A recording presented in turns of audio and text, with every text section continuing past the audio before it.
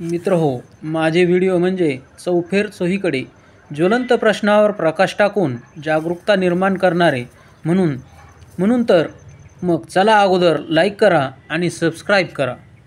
शेतकरी बंधूंनो, हल्ली सुगीचा हंगाम चांगलाच बहरला आहे। अनेक शेतकरी बंधूंनी तुरीचे पीक घेतलेले आहे। अपेक्षेनुसार त्यास फुलोरा देखील चांगला लागला असून बऱ्याच ठिकाणी शेंगा देखील पक्व होत आहेत। परंतु या चांगल्या पिकाला डुकरांचे संकट आहे। आलेल्या पिकाचे शेंगांची नासाडी हे करत आहेत। परंतु मित्रहो, घाबरून जाऊ नका। एक सोपा आणि चांगला उपाय सांगतो।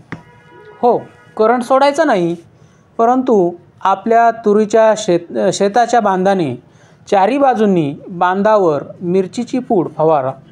डुक्कर हे खाली जमिनीचा वास घेत चालणारा प्राणी आहे। जसेच तो आपल्या बांधावर वास घेईल, ताबडतोब त्याच्या नाकात मिरची पूड जाईल व तो आला तसा मागे ओरडत पळेल। आहे की नाही सोपी युक्ती? चला तर मग लागा कामाला। हो, परंतु अगोदर लाईक सबस्क्राईब करायला विसरू नका।